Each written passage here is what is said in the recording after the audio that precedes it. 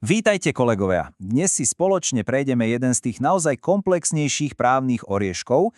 Predstavte si, že sedíme v aule, ťaháte si skúšobnú otázku z európskeho práva a padne vám práve táto.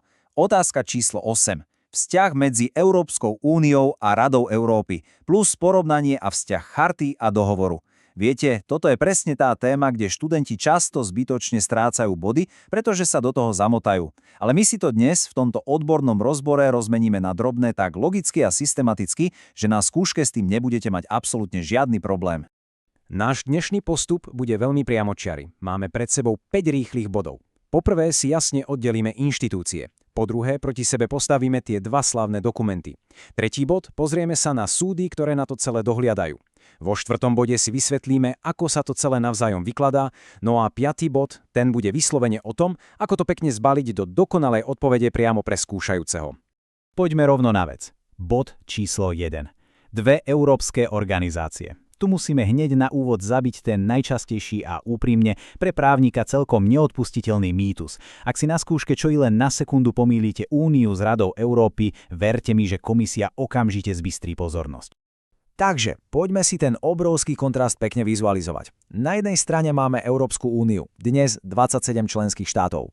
Je to mimoriadne úzko prepojená politická a ekonomická únia, s vlastným veľmi silným právnym poriadkom. No a na druhej strane stojí Rada Európy.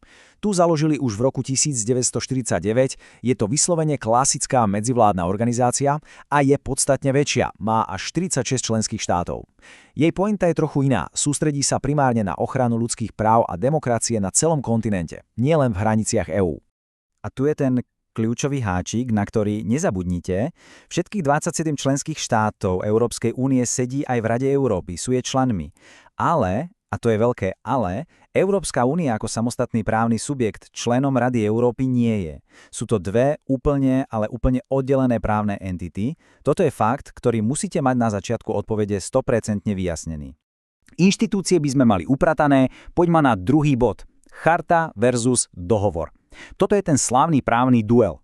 Máme tu dva obrovské katalógy ľudských práv, ktoré nám formujú každodennú realitu v Európe. Ešte predtým, ako si ich detálne rozobereme, skúšte si na sekundu tipnúť.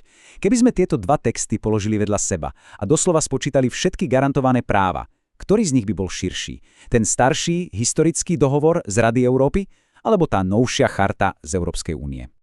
Ak ste si tipli čartu, máte bod. Čarta totiž poskytuje naozaj oveľa širší dážnik ochrany. A prečo je to tak? No, zatiaľ čo dohovor sa sústreďuje na tie absolútne klasické občianske a politické práva, čarta ide oveľa ďalej do hĺbky modernej spoločnosti. Nájdete v nej sociálne, ekonomické a politické práva, ktoré vyslovene súvisia s fungovaním únie. Bavíme sa napríklad o slobode podnikania, špeciálnej ochrane spotrebiteľa alebo o práve na dobrú správu vecí verejných. Toto by ste v starom dohovore hľadali úplne zbytočne. Celkom pekne to ilustruje aj samotná štruktúra charty. Je rozdelená do 7 hlav. Začíname dôstojnosťou, ideme cez slobody, rovnosť, solidaritu, občianske práva úniových občanov, spravodlivosť a končíme všeobecnými ustanoveniami. A tu si prosím poznačte jednu kritickú vec. Od Lisabonskej zmluvy z roku 2009 má táto charta presne rovnakú právnu silu ako zakladajúce zmluvy. Je to plnohodnotné primárne právo Európskej únie. A toto je ten priepastný rozdiel v ich právnom postavení. Pozrite sa. Charta je primárne právo EÚ. Zavezuje inštitúcie únie a pozor na toto, zavezuje aj členské štáty, ale len vtedy, keď vykonávajú právo únie. Oproti tomu dohovor, to je klasická medzinárodná zmluva, tá zavezuje svojich 46 členských štátov napriamo. Lenže samotná Európska únia zmluvnou stranou dohovoru formálne nie je. Dokonca aj keď zmluva o EÚ rátala s tým, že sa únia k dohovoru pridá, Súdny dvor EÚ to v jednom veľmi slávnom stanovisku stopol. Dôvod? Chcel ochrániť úplnú autonómiu európskeho právneho poriadku. Čo nás logicky privádza k tretiemu bodu. Pretože ak máme dva rôzne, masívne dokumenty, potrebujeme aj inštitúcie, ktoré ich budú strážiť. Dva rôzne európske súdy. Toto je tabuľka, ktorú komisie na skúškach vyslovene milujú, takže dávajte pozor. Na jednej strane máme Súdny dvor Európskej únie v Luxemburgu, ten stráži chartu. Na druhej strane Európsky súd pre ľudské práva v Štrasburgu, ten zastráži dohovor. Obrovská procesná vec. Ak idete do Luxemburgu, napríklad cez prejudiciálnu otázku, nepotrebujete predtým vyčerpať všetky vnútroštátne súdy doma. Do Štrasburgu, tam áno, tam musíte prejsť celou tortúrou domácich súdov. Ale pozor, Luxemburg môže zasiahnuť jedine vtedy, ak vaša vec spadá pod právo Únie. Štrasburg rieši všeobecné porušenia ľudských práv zo strany štátu kedykoľvek. No a teraz, kolegovia, prichádzame k jadru veci. 4. bod. Vzájomný vzťah a výklad.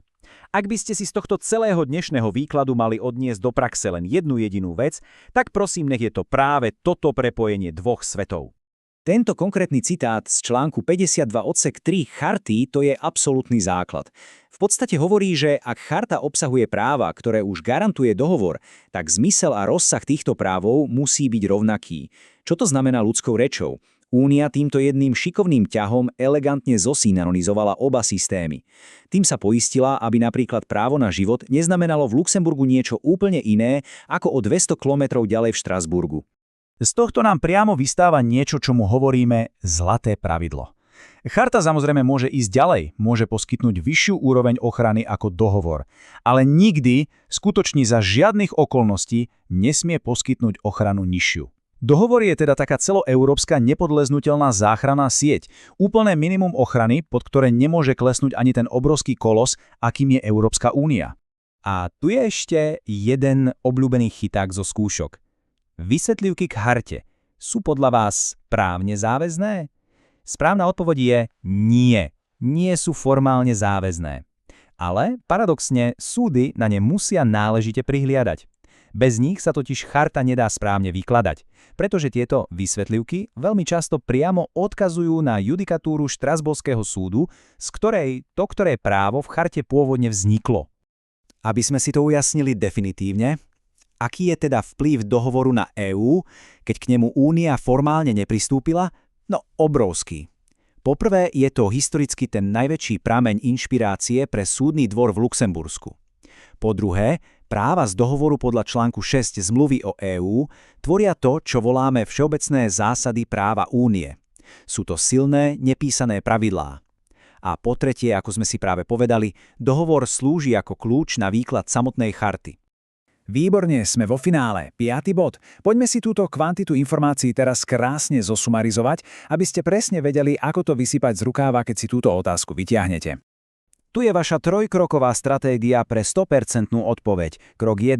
Začnite tým, že rázne oddelíte Úniu od Rady Európy, 27 členov versus 46. Krok 2. Prejdite na dokumenty a vysvetlíte, že charta je širšia, lebo rieši aj ekonomiku a sociálne veci, kým dohovor rieši tú klasiku. A krok 3. Zakončíte to veľkolepo aplikáciou zlatého pravidla z článku 52. Teda, že charta môže pridať, ale dohovor je absolútne dno ochrany. A úplne na záver, ak chcete komisiu naozaj ohromiť, zanechajte im túto otvorenú otázku na zamyslenie. Pristúpi niekedy Európska únia skutočne formálne k dohovoru a podriadi sa Štrasburgu, ako by podľa Lisabonskej zmluvy mala? Alebo to bude súdny dvor EÚ aj naďalej blokovať v mene posvetnej autonómie európskeho práva a charta tak zostane tým najvyšším a ultimátnym štítom? To ukáže až budúcnosť. Verím, že vám tento dnešný rozbor pomohol vniesť do tejto témy systém. Pamätajte, na skúške vyhráva logická štruktúra a pochopenie nad slepým memorizovaním. Držím vám palce.